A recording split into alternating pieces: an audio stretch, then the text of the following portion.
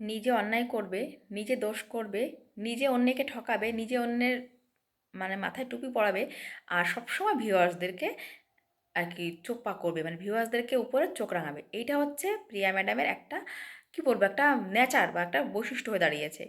আচ্ছা, তুমি সত্যি তোমরা হাজব্যান্ড ওয়াইফ দুজনেই যদি থ্যালাসেমিয়ার বাহক হয়ে থাকো, সেক্ষেত্রে তোমাদের আগে থেকে টেস্ট করে নেওয়া উচিত ছিল। এবং সেটা তো করে মানুষ, মানুষ তো সেটা টেস্ট করে প্রেগনেন্সির সময়। তোমরা জানি না সেটা করাওনি হয়তো ডাক্তার দেখিয়েছো, ডাক্তার হয়তো তোমাদের সাজেস্ট করে তোমরা করাওনি। আচ্ছা, বাচ্চাটাকে নিয়ে এত রকম নাটক করলে, বাচ্চার কি বলে ওই যে বোন ম্যারো ট্রান্সফার, সেটা নিয়ে এত এত টাকার ফ্রড করলে, প্রচুর প্রচুর মানুষকে ফ্রড করেছো, লাখ লাখ টাকা জমিয়েছো এবং সে টাকাকে তুলেছো এবং সে টাকাকে নয়ছয় করেছো, এবং মানুষ তার হিসাব চাইলেও দাওনি। এবার দ্বিতীয়বার তুমি প্রেগনেন্ট হওয়ার পর যদি মানুষ তোমাকে বলে যে তুমি একটা বাচ্চাকে পৃথিবীর আলো দেখিয়ে এত এত কষ্ট দিচ্ছ, দ্বিতীয়বার তুমি প্রেগনেন্ট হও কোন সাহসে? সেটা কি মানুষ খুব বেশি ভুল বলেছে? এটা কি মানুষের দোষ? এটা মানুষের দোষ। তুমি একটা বাচ্চা, হ্যাঁ আমরা সবাই চাই আয়ুষ সুস্থ থাকুক, ভালো থাকুক, কিন্তু তুমি তার ট্রিটমেন্টের নাম করে টাকা তুলে সেই টাকা দিয়ে ফ্ল্যাট কিনছো, সেই টাকা দিয়ে বাচ্চাকে খেলনা কিনে দিচ্ছ, সেই টাকায় ফুটানি করছো, সেই টাকায় বিজনেস করছো, মানুষকে ভুল বুঝিয়ে ভুল পথে চালিত করে তাদের ইমোশন নিয়ে খেলা করে তাদেরকে টোটালভাবেই একটা প্রতারণা করেছো। মানুষকে তার ফিরিয়ে দিতে বলার পরও টাকা সবাইকে ফিরিয়ে দাওনি, বলতে গেলে তাদেরকে সঙ্গে রীতিমতো পায়ে পা দিয়ে ঝগড়া করছো। আর তুমি বলছো যে একটা প্রেগনেন্ট মহিলা কেমন করে কি করে বলে?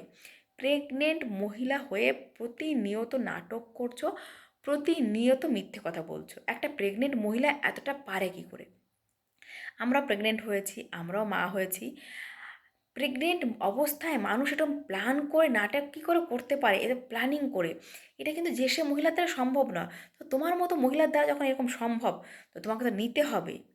তুমি এত এত মানুষকে ফ্রড করছো, সেই মানুষ যখন তার একটা ফিডব্যাক দেবে, সোশ্যাল মিডিয়াতে তুমি একটা কি বলবো, মিথ্যাচার, অনাচার করছো। হুম, মানুষকে ভুল পথে চালিত করছো, মানুষকে ভুল বুঝিয়ে ইমোশনালি তাদেরকে ব্ল্যাকমেল করছো বললেই চলে। মানুষকে বলছো যে ছেলের ট্রিটমেন্ট করাবে, কিন্তু সেই টাকায় তুমি ট্রিটমেন্ট করছো না, এবং মানুষ চাইলেও তুমি তাদের টাকা ফেরত দিচ্ছ না। তুমি এসেছো শহরে, শহরে এসে তুমি এখন আরাম আয়েসের দিন যাপন করতে চাইছো, গ্রামে আর তুমি থাকবে না। সেই যে তুমি বলেছিলে যে খামার বাড়ি করব, ব্যবসা করব, প্রচুর প্রচুর মানুষের কাজের সুযোগ দেব, আর অহংকার, তোমার তো অহংকারের কি বলবো, দিমাগে মাটিতে পা পড়ে না। মানুষ কী করে ছোট করতে হয় সেটা তুমি ভালোই জানো। তো এত কিছুর পর মানুষ তো কিছু না কিছু রিটার্ন ফিডব্যাক দেবে তোমাকে, তাই না?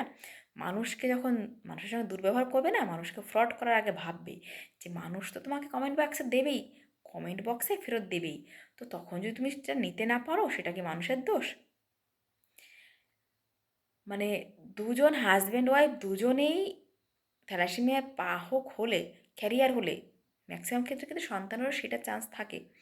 তো তুমি একটা বাচ্চা নিয়ে নিজেই এত একটা কি বলবো, একটা নাজেহাল অবস্থার মধ্যে আছো, তারপরও আরেকটা বাচ্চা নেওয়ার এই মুহূর্তে, হুম, একটা বাচ্চা নিচ্ছ যেখানে স্বামী তোমার কথা শোনে না, বলছো বলছো স্বামী আমার সঙ্গে মানসিক তার সঙ্গে আমার কোনো বনিবনা নেই, সে অন্য মহিলার সঙ্গে আসক্ত, এগুলো নোংরামি না? এগুলো নোংরামি তো, এগুলো নোংরামি বলে এগুলোকে। এই সময় এইসব কথা বলার কোনো প্রয়োজন আছে? আছে, কেন বলো তো? নাহলে তো ভিউজ হবে না তোমাদের, তোমাদের আবার ভিউজ, তোমাদের আবার লোক রাখা বলো, যা রাখা বলো, শহরে থাকা বলো, ফ্ল্যাট কেনা বলো, সবই তো করতে হবে। তুমি ছেলের পড়াশোনাই ভাবছো, ছেলেকে এই দুদিন আগে ছেলে ট্রিটমেন্ট ট্রিটমেন্ট করার জন্য লাখ লাখ টাকা তুললে, আর যে ছেলে তোমার এখনই অসুস্থ, সেই ছেলেকে এই মুহূর্তে সিবিএসসি বোর্ডে ভর্তি করতেই হবে কেন? করতেই হবে কেন? একটা অসুস্থ বাচ্চাকে তো চাপ দেওয়ারই বা কী আছে? এটা আমরা বুঝতে পারি না। তোমার বাচ্চা যথেষ্ট ছোটো, হ্যাঁ যথেষ্ট ছোটো বাচ্চা, যে বাচ্চা নিজেই অসুস্থ, তাকে এই মুহূর্তে নিজে প্রেগনেন্ট হয়েছো, নিজে প্রেগনেন্ট, স্বামীর সঙ্গে সম্পর্ক নেই, আবার আজকে দেখলাম যে হ্যাঁ স্বামী ফিরে এসেছে। এত রকম ন্যাটো-ঘ্যাটো করে নিয়েও, এত রকম একটা কি বলবো, নাজেহাল অবস্থার মধ্যেও তোমাদের এত শরীরে এত গ্লেজ আসে কী করে আমি জানি না ভাই, কী করে আসে? তোমরা কী করে পারো? তোমরা সত্যিই মহিয়সী, তোমাদের তো কী বলবো, স্যালুট করা উচিত, স্যালুট করা উচিত। আমরা পারি না, আমরা সাধারণ মানুষ, আমাদের এত এনার্জি আসে না আমাদের, সত্যি আমরা পারি না এত, এত ড্রামা আমাদের সত্যি। হ্যাঁ, ওই যে বলেছো না যে ভিডিও একটা শর্টসে দেখছিলাম যে আমাদের অনেক রকম চাপ থাকে, অনেক রকম প্রেশার থাকে, অনেক রকম কায়দা কানুন প্ল্যানিং করতে হয় ভিডিও ভাইরাল করার জন্য, একদম তাই, একদম তাই। নর্মাল ভিডিও হলে লোকে দেখতে আসে না, তোমাদের সব নাটক দেখার জন্যই লোকেরা আসে। আর লোকেরা যখন নাটক দেখে একটু ফিডব্যাক দেয়, তাতে তো মহারানী এত গা জ্বললে হবে না, এত গা জ্বললে হবে, হবে না তো। হুম। যার স্বামী বাড়িতে নেই, সে এত আদিক্ষেতা করে কী করে হ্যাপি, কী বলে, মেরি ক্রিসমাস কী করে উদযাপন করে আমি জানি না। আবার কী বলছো, মানে ছেলের জন্যে করছো। হুম, সত্যি তাহলে তোমরা নাটক করতে পারো, ছেলের জন্যে হোক আর যার জন্যে হোক। ছেলের জন্য নাটক করছো না ভিউজের জন্য নাটক করছো, কোনটা আমরা বুঝবো বলো? নাটক তো আলটিমেটলি তোমরা করছোই। আমরা তো অত নাটক করতে পারি না গো।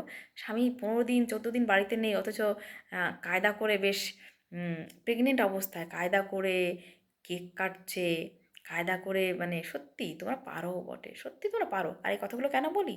কারণ আমরা পারি না তো, আমরা পারি না, আমাদের নর্মাল মানুষরা পারে না, নর্মাল মানুষদের পক্ষে এটা সম্ভব না। এবার অনেকে বলবে তোমরা কন্ট্রোভার্সি করো, তোমাদের খেয়ে কাজ নেই, একদম খেয়ে আমাদের কাজ নেই, সত্যিই খেয়ে কাজ নেই। কাজ যদি থাকতো তাহলে আমরা ওরকম নাটক করতে শুরু করতাম এবং সেটাকে কাজ বলে চালিয়ে দিতাম। আমরা পারি না গো। আমরা নর্মাল কাজকর্ম করি, সংসার সামলাই, বাচ্চা কাচ্চা সামলাই, তারপর তোমাদের যখন এই নাটকগুলো দেখি না, সত্যি অসম্ভব গায়ে জ্বালা ধরে, অসম্ভব গায়ে জ্বালা ধরে। আর তখন মানে মনে হয় যে ক্যামেরা খুলে একটু বসি, আমাদেরও একটু বসার প্রয়োজন আছে, কারণ তোমাদের এই ভাওতাবাজি তো দিনের পর দিন চলতে পারে না, তোমরা মানুষের ইমোশন নিয়ে খেলছো। মানে কিছু কিছু মানুষ সত্যি এত, মানে ভিউয়ার্সরা এত সাদা চোখে তোমাদের দেখে না, তোমাদের এই মুখোশটা তোমাদের দেখতে পায় না, তোমরা এত মুখোশ পরে এত নাটক করতে পারো, সত্যি ভাবা যায় না।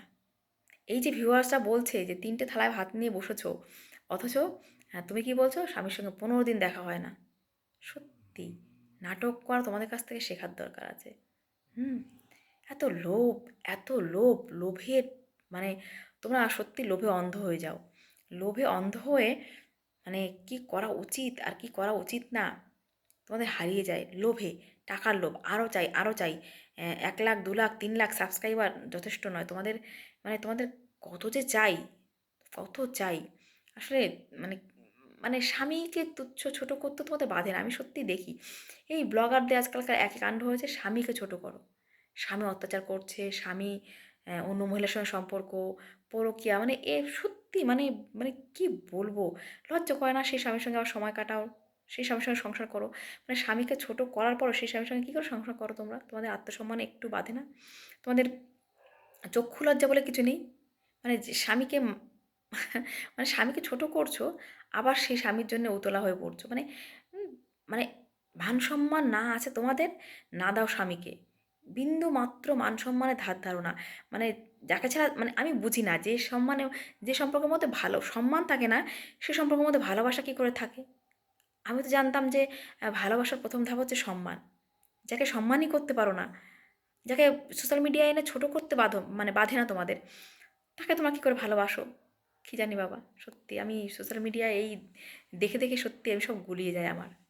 এই যে আমাদের শিল্পী ম্যাডাম কদিন আগে স্বামীকে তো একবার ওয়াইটিতে আনে, মানে ওয়াইটিতে মানে যাচ্ছে তাই করে, মানে লেজে গোবরে করে ছাড়লেন। স্বামী তার খুব অত্যাচারী, স্বামী তাকে সম্মান দেয় না, স্বামী তাকে মূল্য দেয় না, মানে কী কী না বললো স্বামীর নামে না বলেও। দেখো সব কথা মুখে বলতে হয় না, মুখে বলার থেকে না বলাটা অনেক ম্যাটার করে।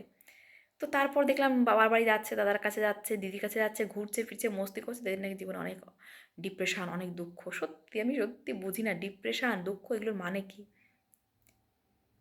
আর স্বামীগুলো সেরম হয়েছে সত্যি, না আছে নিজেদের সম্মান, না বউরা সম্মান দেয়, না নিজেরা সম্মান করে নিজেদের। পাগল হয়ে যাব আমি।